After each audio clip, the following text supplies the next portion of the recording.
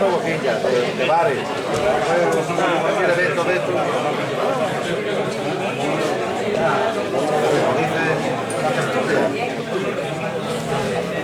Yo ya se lo dije, si quieres.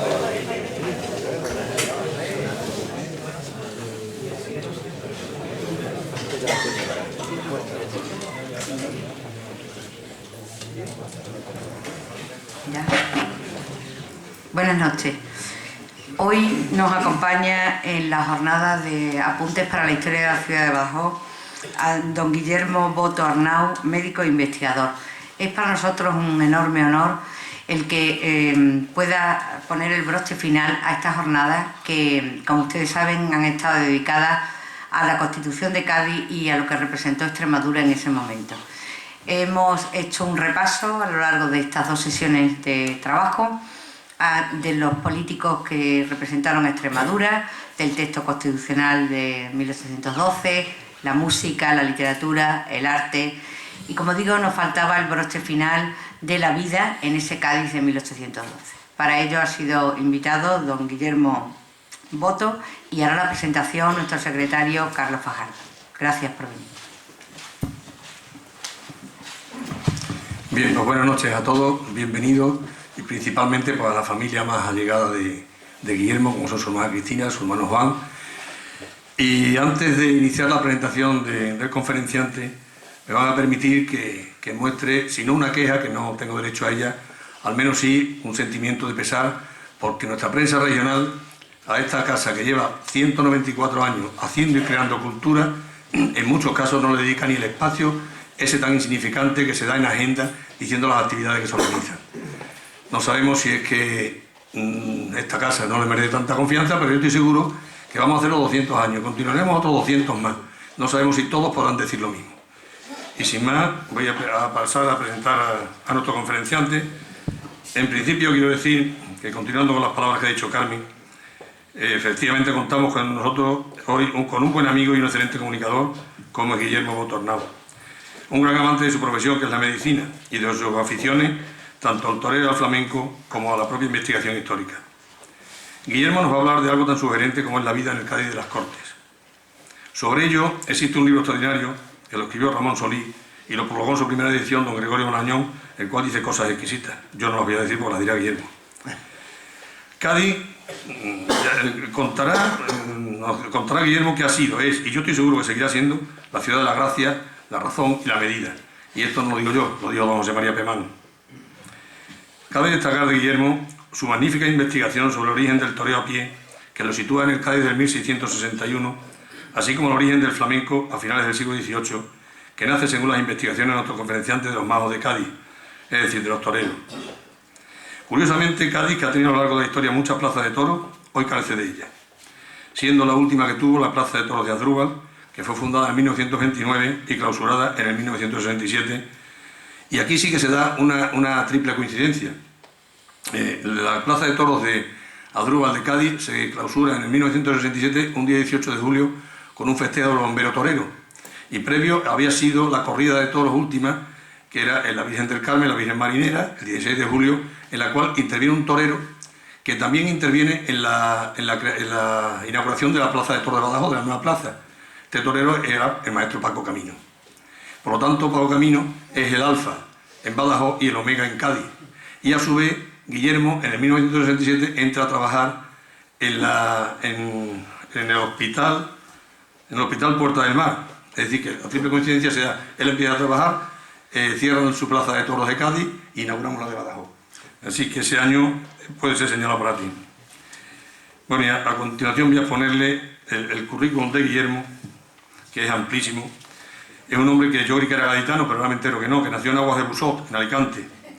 Pero vive en Cádiz desde los 3 meses, por lo tanto, vamos a decir que es gaditano. Y es el quinto de una familia de 10 hermanos. Estudió en el Colegio San Felipe Neri y en la Facultad de Medicina de Cádiz. Compatibilizó sus estudios con el trabajo en la tienda de antigüedades de su familia. De ahí le podía permitir el observar esos muebles que se hacían en la época aquella de Cádiz, que era una auténtica llamada al romanticismo, porque eran una preciosidad los muebles que se hacían entonces allí. Es especialista en obstetricia y ginecología. Ha sido, hasta su reciente y triste desaparición, discípulo de don Fernando Muñoz Ferrer. Trabaja como ginecólogo en el Hospital Puerta del Mar desde que ingresó en 1967 como médico residente, siendo, no sé si es siendo o habiendo sido. ¿Sigue habiendo sido. Habiendo sido. Digo, a lo mejor que te has reincorporado otra vez. Habiendo sido en la actualidad jefe de sección por oposición. Es, además de ginecólogo, poricultor, diplomado en sanidad y especialista en medicina deportiva. Fue fundador, y dice, y no soy cardiólogo porque no se me ha puesto las narices, sino también. Se fue fundador con los doctores Antonio Milla, José Luis Parra y Fernando Cazalla del Sindicato Médico de Cádiz, en la capital, del que llegó a ser presidente tras el fallecimiento del recordado doctor Milla. Ha sido 8 años concejal del Ayuntamiento de Cádiz, 4 de ellos teniente alcalde de Urbanismo y Vivienda en el primer gobierno municipal del Partido Popular. Formado en Historia de la Medicina con el profesor Orozco, ha investigado sobre diversos aspectos de la historia de Cádiz, escribiendo diversos artículos sobre el origen del puente canal de la Caleta, sobre la propiedad del edificio del Hospicio, hoy Valcárcel, o sobre el origen gaditano de Estopiñán, conquistador de Melilla, y recientemente sobre el primer cantador flamenco, Antonio Monge, el tío Carando. En el 2001, la Unión de Bibliógrafos Taurinos le publicó Cádiz, origen del toreo a pie, libro que ha revolucionado la historia conocida del toreo y que ha vuelto a ser editado por Ingrasa. En 2005 ha publicado Paquiro entre historias, un estudio de investigación sobre la biografía de Francisco Montes. En 2006, la Universidad de Madrid San Pablo CEU le publicó el trabajo de investigación Toreros gaditanos en la génesis del flamenco, donde desarrolla la teoría que el flamenco nació entre los toreros gaditanos de finales del siglo XVIII, aportando los nombres de los primeros cantadores. En la actualidad acaba de traducir noticias sobre Cádiz y su isla del Barón de Ferrusac, que está en la imprenta pendiente de ser editada. Ha dado múltiples conferencias sobre su obra taurina y flamenca en Madrid, Barcelona, Granada, Córdoba, Sevilla, Cartagena, y en Badajoz hemos tenido la suerte de disfrutarle en 2 ocasiones, una vez aquí, que lo trajo Javier Blanco en nombre de la Peña Amber Posada, y otra en el Club Taurino Extremeño, donde también nos deleitó con su mezcla y su mestizaje entre los toreros y los flamencos. Y casi en todos los pueblos de la provincia de Cádiz.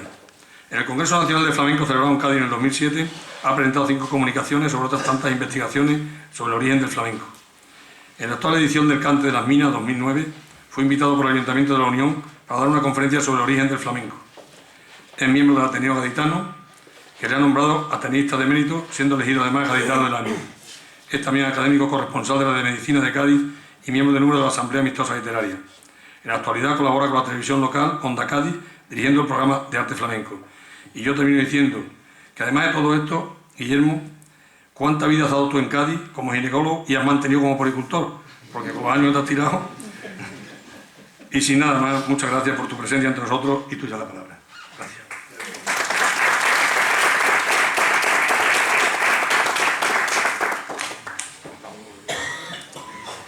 Muy buenas noches, señoras y señores.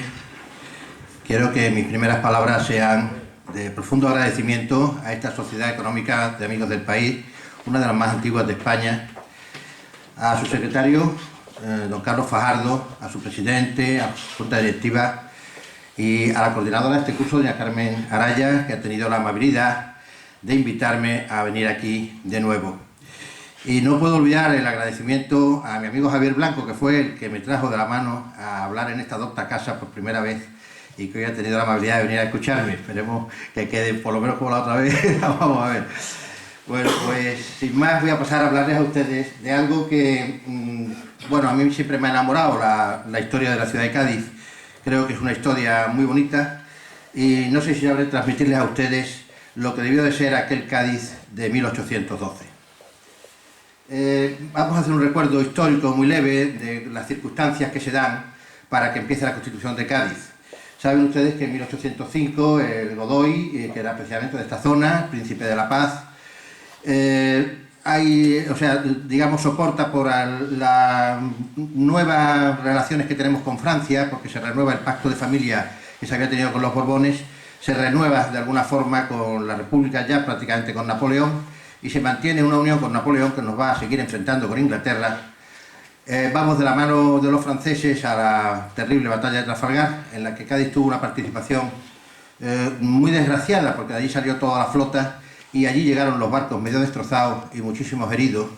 Cádiz atendió a todos aquellos heridos, no solamente franceses y españoles, sino también ingleses, así lo reconoció Inglaterra, y de alguna forma, pues aquella batalla de Trafalgar pues, fue un poco el principio del declive de Cádiz, mucho más que los decretos de libre comercio.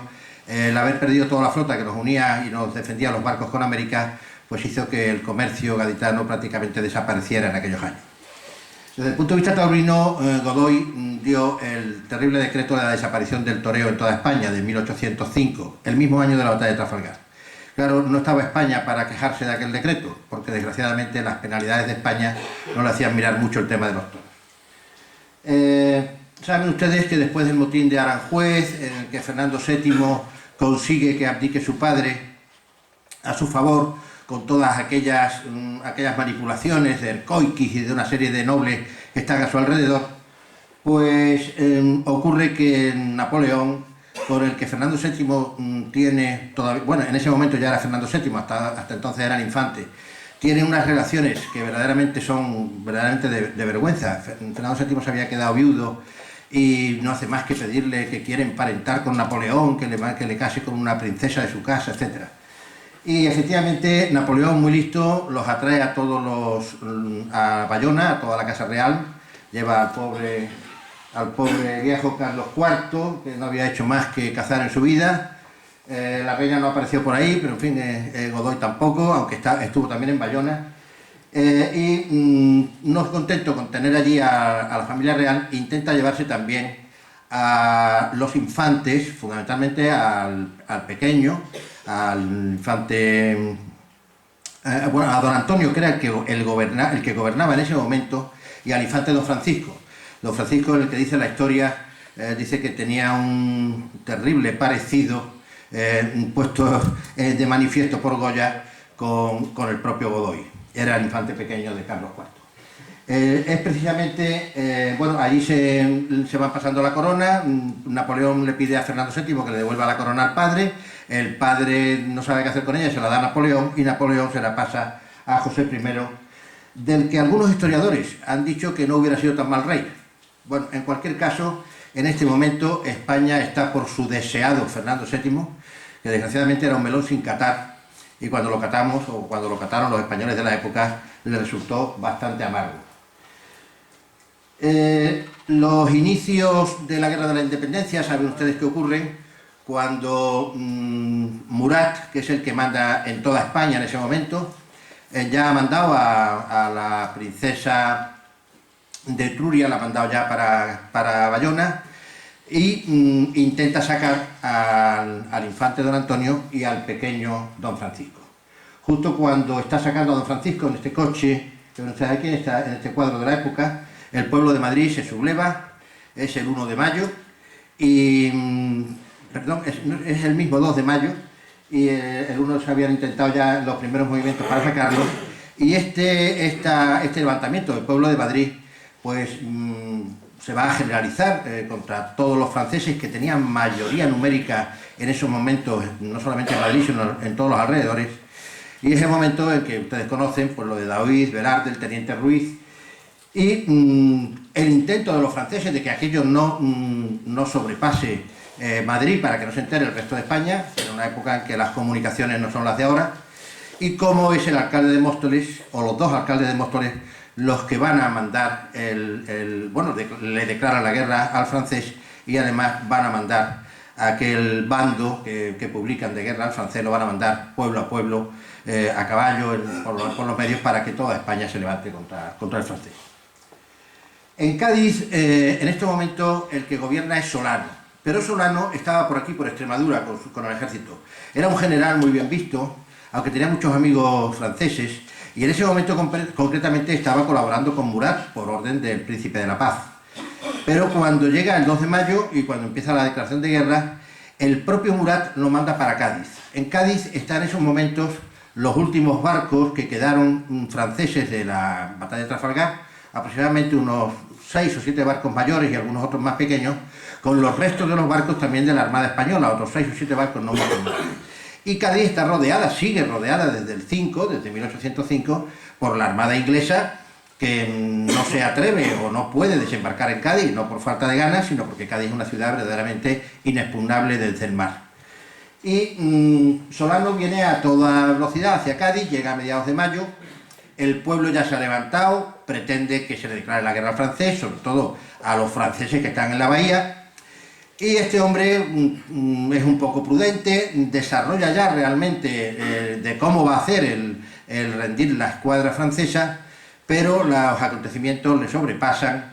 El pueblo le llega a rodear la casa donde está, intentan cogerlo, él se esconde a través de una azotea en una casa de al lado, por allí por el barrio de Argüelles, que era donde estaba entonces el gobierno militar, no donde está ahora, y una familia vecina lo esconde en una obra que había hecho detrás de una alacena que acaba de hacer. Piden permiso los alborotadores que habían asaltado incluso algún cuartel y estaban llenos de armas para entrar a buscarlo, lo buscan, no lo encuentran, y cuando ya parecía que se iban todos, resulta que el albañil que había hecho el secreto detrás del armario dice: yo sé dónde está escondido, entra con las turbas, lo cogen y lo llevan arrastrándole, pegándole, dándole puñaladas hasta la plaza Juan de Dios para ahorcarlo. Y es un amigo suyo, creo recordar que el hijo del príncipe de Pignatelli, el aragonés, el que al grito de muera Solano, pues le atraviesa con la espada para que no sufra más. Y yo creo que el pobre Solano, no sé si le diría lo que dijo César, tú también, bruto, pero la verdad es que debió de sorprenderse cuando realmente Pignatelli pues hace un acto de generosidad para que no sufra. En ese momento es curioso porque es un sacerdote, un capuchino, el padre Mariano de Sevilla, el que quieren nombrar, el pueblo quiere nombrarlo capitán y gobernador militar. El cura dice que no, calma los ánimos y dice que él desde luego solo no es capitán ni gobernador de Cádiz, pero que si tiene ayuda de otras personas, pues que no le importaría colaborar para calmar los ánimos en Cádiz. Y al final nombran a Morla, a Tomás Morla, lo ven ustedes aquí, que era un jerezano muy gracioso, que tenía la costumbre de hacer cumplir las leyes y dar órdenes, pues un poco parecido a las de este juez que da sus sentencias un poco según lo que ha hecho el individuo, tal y cual son sentencias, no recuerdo cómo se llama, pero creo que es un juez de Granada, que creo que se ha hecho muy famoso, pues este tenía más o menos el mismo tema. Era un hombre muy conocido en Cádiz y consigue que Ruiz de Apodaca, que es el marino de más prestigio que tiene en ese momento en Cádiz, rinda la escuadra de Rosigi, que está en el fondo de la bahía. Eso ocurre entre el 9 y el 14 de junio, después de 5 días de escaramuzas, y este hombre se rinde precisamente cuando las tropas o la armada ya gaditana, española, prácticamente se ha quedado sin pólvora, y ya prácticamente iban a dejar de intentar rendir la armada, pero Rosigi se rinde en esos momentos, y bueno, es la primera victoria antes de la batalla de Bailén, ¿no?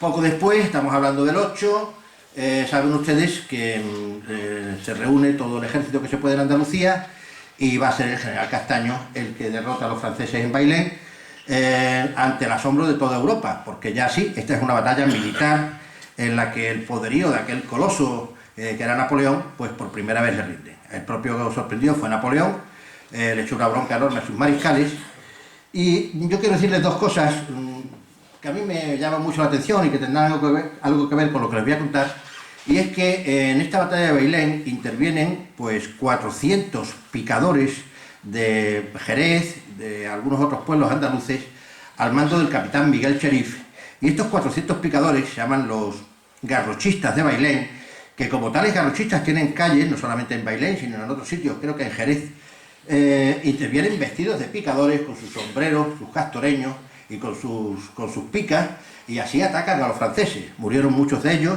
entre ellos el propio capitán Miguel Cherif. Y otro tema interesante de esta batalla de Bailén lo hablaremos dentro de un poquito de la charla, lo vamos a dejar en el aire.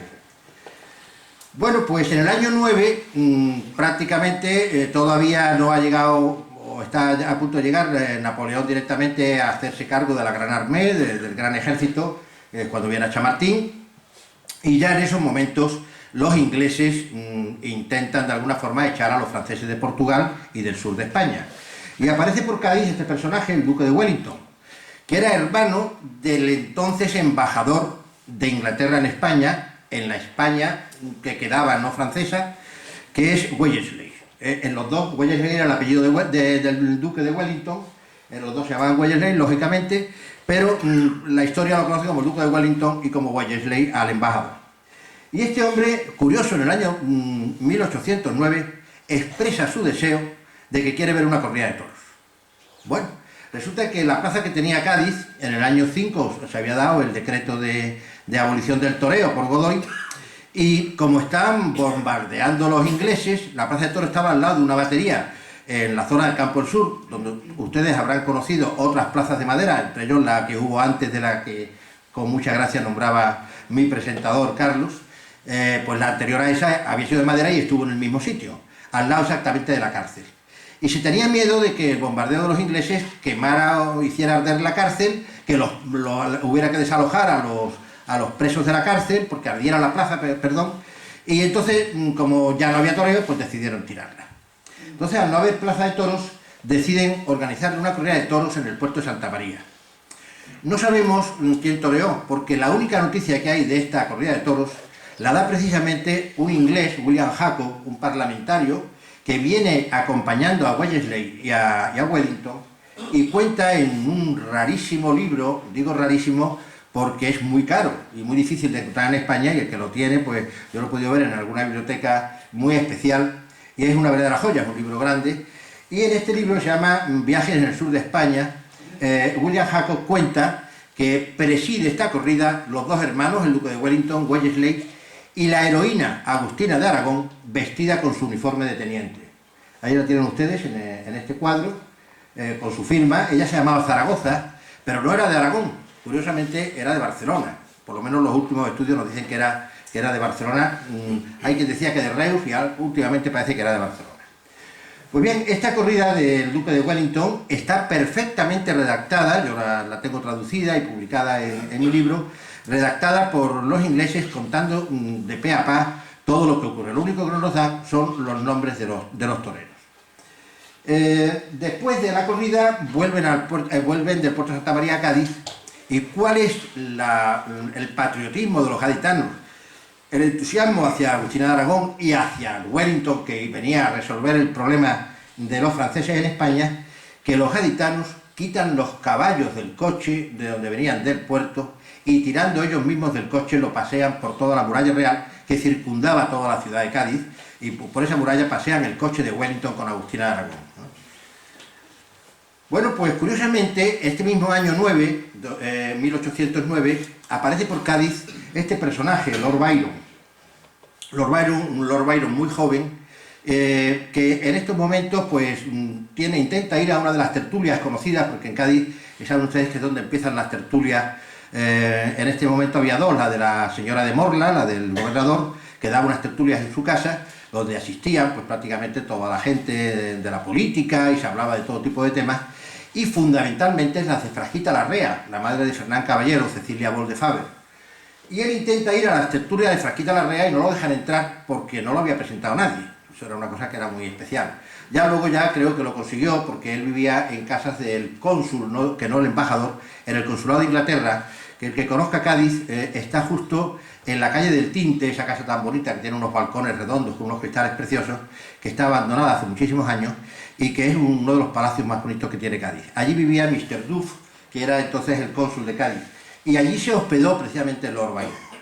Lord Byron, años después, va a escribir una maravillosa obra que se llama La peregrinación de Childe Harold, que es un poco una obra biográfica o autobiográfica. Y él cuenta en esta obra los toros de Cádiz. Él lo escribe con esas metáforas bellísimas de la poesía de Byron, y curiosamente cuando esa obra se traduce, pues un historiador gaditano del siglo XIX, Adolfo de Castro, pues se queda sorprendido porque efectivamente se habla de que los banderilleros llevan unas plumas en la cabeza, posiblemente debió de confundirlo con los alguacilillos, y se habla de que al toro, cuando lo matan, pues lo suben en un carro para sacarlo de la plaza y tal. Y entonces piensa Adolfo de Castro que a este hombre lo que pasa es que lo cogieron 4 o 5 chavalillas de allí de Cádiz, lo volvieron loco y se rieron del inglés, como era una costumbre por lo demás conocida de reírse de los extranjeros en Cádiz. Eso lo cuenta la propia Fernán Caballero, lo cuenta en alguna de sus obras. Pero muy por el contrario, a mí me contaba el hermano de Ramón Solís, que lo acaba de nombrar también, el autor de este magnífico libro, El Cádiz de las Cortes. Ramón Solís tenía un hermano que era arquitecto, Carlos Solís, que era casi como su padre. Carlos adoraba a su hermano Ramón, que era periodista, y prácticamente es el que le pone en manos a Ramón toda la documentación, los grabados, las informaciones, los periódicos, para que escriba su libro. Carlos era un hombre que tenía el siglo XIX en la cabeza, y yo he tenido la suerte de estar muchas veces paseando por Cádiz con él, me llevó a su casa muchas veces a enseñarme las cosas que tenía, e incluso fue cliente mío en la tienda de antigüedades, y le mandó a su hermano Ramón muchos de los grabados de esta época que tenía mi padre a la venta, como es lógico. Pues bien, Carlos Solís decía que esto no había sido así, que lo que había ocurrido es que efectivamente cuando llega Byron a Cádiz no hay toros, porque la plaza no existía y no pudo ver toros. Él no coincide con la única corrida que se da en el puerto a Wellington. Pero por el contrario, él sí lee el libro de William Jacob, y de esa traducción, o sea, de esa descripción que hace William Jacob, saca la idea de su poema. Sea como fuere, la verdad es que los toros gaditanos circulan por toda Europa a caballo de esta maravilla de versos de Lord Byron, ¿no? Les cuento a ustedes que justo en el año ya 10, final del 9, el duque de Alburquerque está en esta zona de Extremadura cuando se da cuenta de que los franceses han vencido a los españoles en Ocaña y ya prácticamente tienen el camino abierto para ocupar toda Andalucía. Alburquerque, que es un hombre muy inteligente, aparte de valiente, piensa que la única posibilidad que tiene España de recuperarse es iniciar el contraataque desde una ciudad que no debe de caer en manos de los franceses, que es Cádiz, porque además tiene a la flota inglesa alrededor para ayudarla y porque está fortificada. Y entonces inicia pues prácticamente una carrera con todo su ejército para llegar antes que el mariscal Soult y que el mariscal Víctor hasta Cádiz. Y efectivamente llegan el 4 de febrero, llegan a este puente de Suazo, que era la única unión que tenía la isla de León y por tanto Cádiz con tierra, y llega prácticamente perseguido por el ejército francés, que llega el día 5. Los soldados del duque de Alburquerque llegan sin zapatos, con los uniformes destrozados, sin comer, hambrientos, y el pueblo, sobre todo el de la isla de León, que es el primer sitio donde llegan, los acogen, los llevan a su casa, les dan de comer y se vuelcan con ellos, ¿no? Cuando llega el duque de Alburquerque, la ciudad de Cádiz ya se había preparado, llevaba varios años preparándose para la posibilidad de tenerse que defender de los franceses. Y entonces Cádiz era una ciudad que estaba fundamentalmente defendida, era inexpugnable para ser atacada por el mar. Todo el arco de la bahía estaba lleno de fortines y de fuertes. Pero claro, nunca se había previsto que fuera atacada por tierra.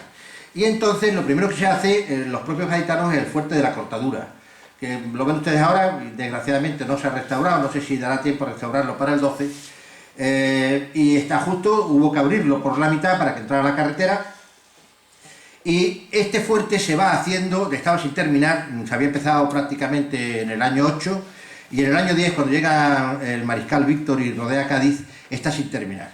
Y los gaditanos, desde el noble más noble hasta el último plebeyo, van todos a poner piedras al puerto de la Fortadura de una forma verdaderamente impresionante.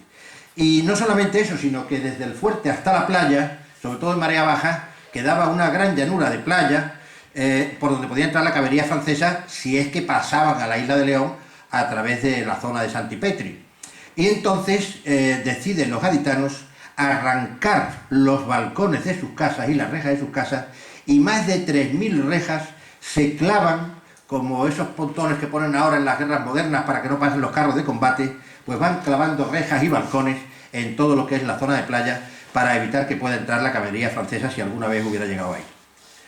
Pero no solamente fue la Cortadura, que está prácticamente aquí, como ustedes saben, sino que es que toda la zona que rodea lo que es la isla de León, desde el castillo de Santipetri, sobre todo alrededor del puente Suazo y hasta la bahía, se construyen todas estas baterías, que eran baterías muy bajas, porque el terreno de toda esta zona es terreno de salinas, y se sabía que ahí iba a tener muchas dificultades la caballería francesa para acercarse, como así fue. El hecho fue que Cádiz se defiende totalmente, y la pena es que, que todos las construcciones que había, como el Fort San Luis, el castillo de Matagorda y todo lo que llegaba, todas las fortificaciones hasta el arco de Rota, que nos defendían de la posibilidad de que entraran barcos, como iban a caer en manos del enemigo porque eran indefendibles, pues las destruimos nosotros mismos. Los ingleses se dedicaron a destruir piedra a piedra el castillo de Santa Catalina del Puerto, que es lo que ustedes conocerán como la playa de la muralla, al lado de un precioso club náutico, y nosotros tiramos el de Matagorda, Fort San Luis y todos los demás.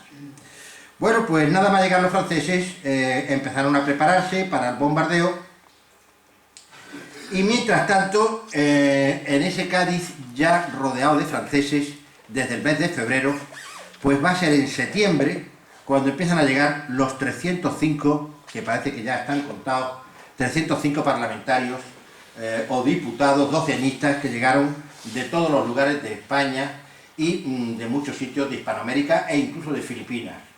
En aquella época se había dado un decreto a finales del 18 por lo que los países americanos y las propias Filipinas eran provincias españolas. La jura de los diputados se hace en una iglesia de San Fernando, la iglesia mayor, este cuadro lo representa, y desde allí van en una curiosísima procesión cívica hasta el Teatro de las Cortes, que está en San Fernando, que ha sido motivo de una rehabilitación muy bonita y ha sido reinaugurado por el rey, que está aquí muy representado. Aquella procesión cívica llamó mucho la atención, porque claro, los españoles estaban acostumbrados a procesiones de vírgenes, de Semana Santa, de Corpus, etc., pero nunca habían visto una procesión cívica, y aquello pues verdaderamente llamó mucho la atención. Y fíjense ustedes qué curioso, el primer discurso que se da en este Teatro de San Fernando, en las Cortes, ante todos los diputados, lo da don Diego Muñoz Torrero, un sacerdote que había sido muy joven, fue nada más y nada menos que rector de la Universidad de Salamanca, y que de una tacada, en un discurso que dura aproximadamente unos 15 minutos, habla de que la soberanía nacional está en las Cortes, la tiene el pueblo, no la tiene el rey. Habla de la división de poderes, los tres poderes: legislativo, ejecutivo y judicial, el famoso libro de Montesquieu, y mete en la misma tacada pues la libertad de prensa y un montón de cosas, la desaparición de los señoríos, etc. Bueno, el discurso de Muñoz Torrero prácticamente dejó atónito a todos los diputados, y las primeras decisiones que va tomando las Cortes son prácticamente hacer decretos que van poniendo en marcha esta sabiduría de este extremeño, Diego Muñoz Torrero. Se puede decir que Diego Muñoz Torrero fue el padre de la Constitución, porque fue padre constitucional, uno de los redactores, y sobre todo con otro, bueno, le iba a contar otra cosa antes, pero con otro diputado, Fernández Golfín, otro diputado también extremeño de Almendralejo, pues dos mártires liberales de aquella Constitución. A Muñoz Torrero lo asesinan en Portugal, como ustedes saben, primero el rey en el 14, cuando decide no hacer caso a la Constitución de Cádiz, persigue a todos los liberales, entre ellos Muñoz Torrero, lo mete en la cárcel, que pese a que los sacerdotes iban a cárceles, a conventos, lo tiene 18 meses en una cárcel muy dura. Después ya pasa a Padrón, a un convento de Padrón, y allí está hasta el año 20.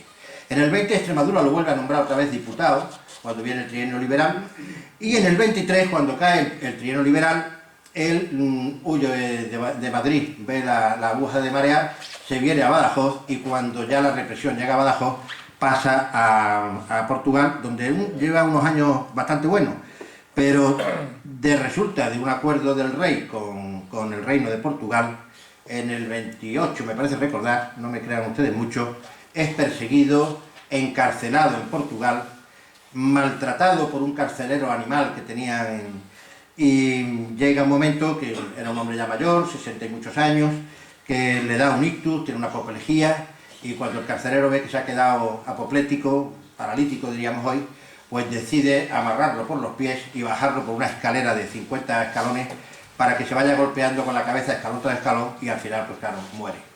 Ese es el mártir, uno de los primeros mártires de la Constitución de Cádiz, con Fernández Golfín, que tiene también una historia muy terrible, porque también después de mucha cárcel, 10 años de cárcel en Alicante, consigue volver en el trienio liberal, y después, cuando intenta de nuevo volver a poner en marcha la Constitución gaditana con Torrijos, con el general Torrijos, es engañado por el gobernador militar de Málaga, desembarcan donde el gobernador quería que desembarcaran, los cogen a todos y los fusilan en la playa, en ese cuadro ustedes conocen de los fusilamientos de Torrijos. Bien, les contaba a ustedes que Muñoz Torrero da este magnífico discurso, que por cierto no está recogido porque todavía no se habían incorporado los taquígrafos que luego recogieron todo lo demás de las Cortes, en este primer discurso de Muñoz Torrero no están, y no hay una transcripción, no hay más que lo que cuentan las memorias de las personas que lo oyeron. Bueno, Muñoz Torrero dona la primera bandera a las Cortes, una bandera que verán ustedes, perdón, bueno, es que no me ha dejado yo mucho esto, y la verdad es que lo tengo complicado, pero verán ustedes que lleva aquí donación del ilustrísimo Muñoz Torrero. Esta bandera, que lleva 4 cabezas de toro, porque él era de cabeza de buey, se conserva en el Palacio del creo recordar que en el Palacio de las Cortes. Y ya hace muy poco tiempo, pues fue motivo de una pequeña broma que yo gasté en la televisión gaditana. Hay un programa que se llama El Farol, en el que se cuentan historias un poco insólitas y se mezclan 5 historias, de las cuales una va a ser falsa. Y yo conté que igual que ahora la gente iba al fútbol y en vez de llevar la bandera española con el escudo, llevaba la bandera de España con el toro de Osborne, pues que la bandera de la Constitución era una bandera de España pero con 4 toros. Claro, que me tomaron por loco y tal y cual. Y claro, cuando le pusieron la bandera, realmente era una bandera de España con 4 toros. No eran los de Osborne, pero indudablemente era la bandera que donó Muñoz Torrero a la Constitución. Bueno, aquí tienen ustedes una lista de diputados que ustedes conocerán mejor que yo, de los diputados extremeños, de los que yo he destacado fundamentalmente a Muñoz Torrero y a Fernández Golfín como mártires de la Constitución, y a Calatrava porque fue un hombre quizá de los de más prestigio como abogado, que influyó muchísimo en los textos constitucionales. Calatrava en un principio iba de suplente, pero cuando este personaje, que también es extremeño, el obispo de Orense, que en este momento era regente, es decir, era de los 5 regentes que existían, cuando le dicen que tiene que jurar la Constitución, pues dice que está mal o tal y cual para no jurarla. Al final se va y es Calatrava el que le sustituye. Y la verdad es que yo creo que la regencia pues ganó a un verdadero hombre de leyes que hizo mucho en aquel momento. Fíjense ustedes, y quiero que lo vean, que la representación extremeña llevaba 1, 2, 3, 4, 5 sacerdotes, 4 militares y 3 abogados. Y de los sacerdotes, uno de ellos es obispo, José Cosquete de Prado, y entre los militares había 2 regidores de ayuntamientos. Es muy interesante que también no todos eran liberales, por supuesto, y entre ellos, por ejemplo, pues destaca Francisco María Riesco, que era inquisidor, ahí lo llama usted, sacerdote inquisidor, y que fue de los que votó lógicamente a favor de que se mantuviera la Inquisición. Le señalo esto porque en la Constitución de Cádiz, de aquellos 305 diputados, 90 fueron sacerdotes, de los cuales 7 obispos, y fue el grupo mayoritario de la Constitución. El siguiente grupo me parece recordar que eran militares, que eran cerca de 50, y otro grupo también, otros 50, entre altos cargos de la administración, abogados y tal. Y sin embargo, como muy bien han estudiado los que han estudiado el tema, los 90 sacerdotes no constituyeron en ningún momento un bloque o un partido monolítico. Tal es así es que hubo personas como Fernández Golfín, como Riesco, que era inquisidor, y personas como Diego Muñoz Torrero o Antonio Oliveros, sacerdotes absolutamente liberales y que llegan a dar su vida por las ideas liberales. Bueno, y deja aquí abajo a un personaje que me he enterado que han hablado de él, no voy a comentar yo nada, Bartolomé Gallardo, una de las personas más inteligentes y más eruditas del siglo XIX español.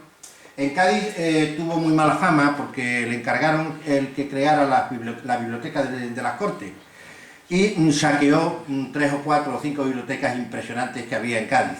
Le llamaron el bibliopirata. Pero la verdad es que era un hombre muy liberal, y en la biblioteca que termina por formar para el Congreso, para las Cortes, está hoy en el Palacio del Senado en Madrid. Yo espero que ahora con el Bicentenario, pues el Senado tenga algún detalle con Cádiz, porque allí se reunieron libros, como por ejemplo Portulanos, que estaban en la Facultad de Medicina, y que eran traídos por los propios médicos, pagados de su bolsillo, los marinos médicos, los médicos de la Armada, para enriquecer la biblioteca del Real Colegio de la Armada. Y también pues muchos otros particulares que dan sus bibliotecas. En cualquier caso, la vida de Gallardo sabe ustedes que fue muy azarosa. Él paga con cárcel en Cádiz el responder a un diccionario que habían sacado los absolutistas, porque realmente no eran conservadores, eran absolutistas, pero bueno, conservadores de su época. Pero sacaron un diccionario que se llamó el Diccionario Manual, con una serie de definiciones, pues un poco como estos diccionarios de Cole o alguno de estos con palabras graciosas y haciendo definiciones más o menos con cierto encanto político para reírse un poco de las ideas de los liberales. Aquello sentó muy mal a los liberales, estaban pensando en quién podía contestar aquel diccionario, pensaron en Gallardo, y Gallardo hizo el diccionario crítico burlesco, en el que se pasa a 4 o 5 pueblos, se mete con la iglesia de una forma brutal, y entonces, bueno, pues el único que tuvo cierta piedad de él fue el obispo de Cádiz, que lo condenó, pero no nada más. Pero el obispo de Salamanca, no, de Segovia, que estaba en Cádiz, lo excomulga, y bueno, por supuesto los regidores, los regentes lo meten en la cárcel y paga con cárcel el diccionario crítico burlesco. Las Cortes pasan a Cádiz por la proximidad de los franceses, por los bombardeos, y aquí ven ustedes la iglesia donde yo me he criado de pequeño, porque yo estudié en este colegio, y aquí hice mi primera comunión, y aquí he tenido pues muchos años de ir todos los días a misa y todos los días a rezar en la iglesia. Esta iglesia, que es ovalada, le he traído el dibujo no por erudición ni mucho menos, sino porque una de las cosas que había en el Cádiz, que se han dicho muchos historiadores, es que el público pues compraba, por ejemplo, con un personaje muy curioso que se llamó el Cojo de Málaga, que era un poco el que levantaba la clac de los liberales, y esto no fue exactamente así. Toda la zona de abajo estaba utilizada por los diputados, la regencia, los taquígrafos, los periodistas, etcétera, que utilizaban incluso parte del primer pasillo. Este pasillo no caben 2 personas, nada más que cabe una sola. O sea, está prácticamente una persona, casi queda pegado. Para pasar entre la persona y la pared hay que empujarlo, ¿no? Y el público iba al segundo y al tercer pasillo, que eran muy pequeños. Tenían mucha distancia y realmente no cabían tantas personas. Es curioso porque el acceso a estos pasillos se hacía desde un edificio que estaba al lado, exactamente por esta puertecita que acaba Era un edificio que se ha tirado para hacer el museo municipal, y era por donde se pedía confesión. No olviden ustedes que esto es una iglesia, era de los padres filipenses, que la cedieron amablemente para las Cortes, y por esa escalerita por donde se pedía la confesión, cuando había algún moribundo, subía aquí arriba. Entonces, en aquella entrada de la hiedera esta había un corazón, un sagrado corazón, y la palabra paraíso. La gente de Cádiz, que siempre tiene mucha guasa, pues como tenían que subir por la escalerita, decían, no, es que vamos al paraíso y tal. Y de aquello quedó el llamar a las entradas de los teatros, a las entradas altas de los teatros, paraíso, que ocurre en casi toda España. No sé si aquí en Badajoz se llamara paraíso a las entradas altas de los teatros, ¿no? Hay muchas anécdotas muy curiosas que se originaron alrededor en esta época. Se cuenta, por ejemplo, que Argüelles, cada vez que salía de aquí de la iglesia, veía un ciego que vendía entonces, los ciegos no vendían cupones, y lo vendían, aparte de las críticas de los toros que hacían los periodistas para que ganaran unas perras los ciegos, pues vendían hojillas, y en este momento vendían unas hojillas que hacían en las imprentas contando las hazañas de los guerrilleros contra los franceses y tal. Y entonces cuando salía Argüelles, todos los días el ciego decía, general Espoj y Mina, que ha matado no sé cuánto en la batalla de no sé qué y tal y cual. Bueno, y un día, pues ya un poco de eso, se acercó al ciego y le dijo, oiga usted, ¿los franceses no ganan nunca? Y dice, sí señor, pero eso lo venden los ciegos en Francia. Y es una anécdota muy curiosa porque la cuenta Antonio Alcalá Galiano en sus memorias. Era muy curioso también los cocheros de la zona, claro, para ir a San Fernando, entonces no había tren, había que ir por el caminito de Vendaval, que se llamaba, o de la Escollera, y se iba en coche de caballo. Y entonces los cocheros de Cádiz, pues empezaron a cobrar más caro.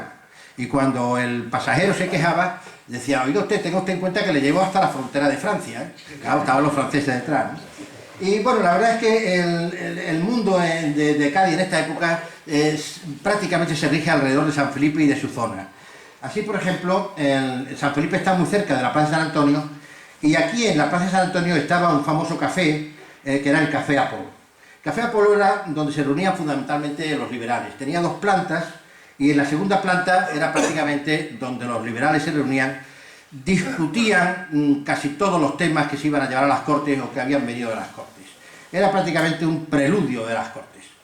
Luego estaba la calle Ancha, que está aquí al ladito, que está en la desembocadura de la calle Ancha, en San Antonio, y en la calle Ancha, pues también se reunían una serie de círculos de gente que estaba más o menos informada y era un poco el mentidero de la vida de la zona. Hasta tal punto esto es así que en uno de los periódicos, quizás de los más importantes de esta época, el redactor general tenía una sección fija que se llamaba Calle Ancha, que era donde a su vez también daban las noticias de toda esta época. Hay que decir que Cádiz es la ciudad que inventa los cafés. El café prácticamente se creó en Cádiz hubo muchos conocidos, no solamente había en la Calle Ancha el café de Cosi, estaba el café del Correo, que todavía existe, que está muy cerquita de la plaza de San Agustín, y había otros cafés, como por ejemplo la Casa de la Camorra, que se convirtió en café, que era donde se reunían los masones, o el Café del Ángel, el Café de los Patriotas, había muchos cafés. Y les cuento esto porque esta costumbre de los cafés entra por Cádiz, no sabemos, yo por lo menos no sé de dónde venía, pero sí se extiende al resto de las ciudades españolas, ¿no? Los franceses empiezan a bombardear, y empiezan a bombardear justo desde donde estaba el antiguo fuerte de Matagorda, que nosotros habíamos destruido para que no lo aprovecharan ellos, y desde ahí empiezan a bombardear Cádiz, en un principio con unos cañones que se llamaban de Villentruat, que era un militar francés que, bueno, muy famoso en el tema de la artillería. Pero los cañones de Villentruat no llegaban a Cádiz, y entonces decidieron construir unos grandes morteros en la Maestranza de Artillería de Sevilla, morteros que fueron traídos hasta Cádiz y que según su inventor no funcionaron bien porque no le habían puesto las cureñas adecuadas. Al parecer Napoleón se había negado a construir aquello y lo tuvieron que construir deprisa y corriendo cuando vieron que no podían bombardear Cádiz. Cádiz, al bombardearlo desde aquí, pues digamos las bombas salían de aquí y venían a la ciudad y claro, esta era más o menos la línea de alcance. Esta parte de la ciudad quedaba libre de bombas. Y por el contrario, la parte, digamos, del barrio Santa María, el barrio del Pópulo, que son las más cercanas al ayuntamiento y a las puertas de tierra, pues es donde caían todas las bombas que llegaban. Fueron miles de bombas las que tiraron los franceses, aunque parece que están contadas, solamente 500 llegaron a la ciudad. Los franceses apuntaban, fijándose en la torre Vigía, la torre de Tavira, y en la torre de San Francisco, para intentar centrar las bombas en el centro de Cádiz. Muchas veces pues las bombas pasaban y caían al agua o no llegaban y quedaban por aquí.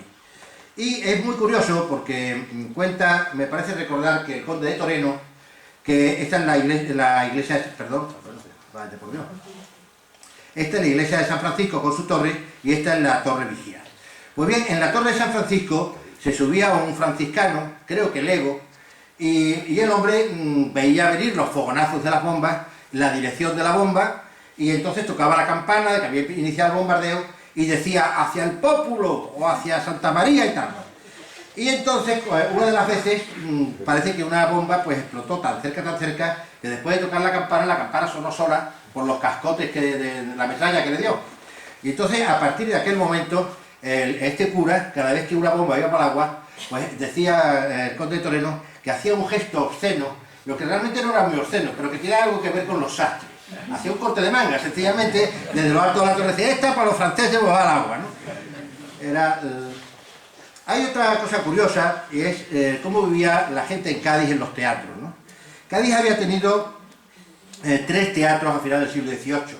Estaba el teatro de toda la vida, el teatro principal, cuyas obras daban dinero al Hospital de Misericordia, y los franceses habían hecho un teatro francés, donde se daban obras solamente en francés. Tengan ustedes cuenta que a finales del XVIII el mayor núcleo de comerciantes era el francés. Esta gente, muchos se quedaron en Cádiz, otros con la guerra desaparecieron, los que llevaban mucho tiempo afincados no les molestaron y quedaron en Cádiz sin que nadie les... Y había un teatro de ópera italiana. Pero en la época ya en que hablamos, el teatro francés y el de ópera italiana habían desaparecido. Siguió el teatro principal y se construyó uno muy cerquita del hospicio. Este edificio que ustedes verán en el hospicio de Cádiz está enfrente de la Caleta. Y aquí todos recordarán ustedes el Hospital de Mora con 2 gigantescos ficus que tienen justamente ahora 100 o 102 años. Pero bien, esta foto, que es curiosísima, nos representa el cuartel de San Fernando, en cuyo solar se hizo después el Hospital de Mora. Y justo detrás del cuartel de San Fernando estaba el Teatro del Balón. Y otro teatrito más, que era un teatro de títeres, de una familia italiana, los Montenegro, que todavía ese teatro se ha recuperado, es el teatro de la tía Norica. Hoy está en el museo, pero se han hecho reproducciones y se siguen dando obras de la tía Norica, afortunadamente, en Cádiz. Es más, ahora se va a inaugurar un teatro fijo para la tía Norica en el antiguo Cómico gaditano, que se están haciendo obras allí. Pues bien, les cuento a ustedes esto porque precisamente en el Teatro del Balón el tipo de obras que se representaba solía ser una comedia, de las que Ramón Solís ha publicado un trabajo prácticamente con todos los títulos de las comedias que se dieron en Cádiz en estos años.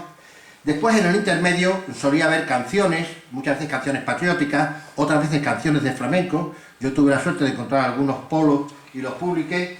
Y después se daba un sainete en los que ya González del Castillo y el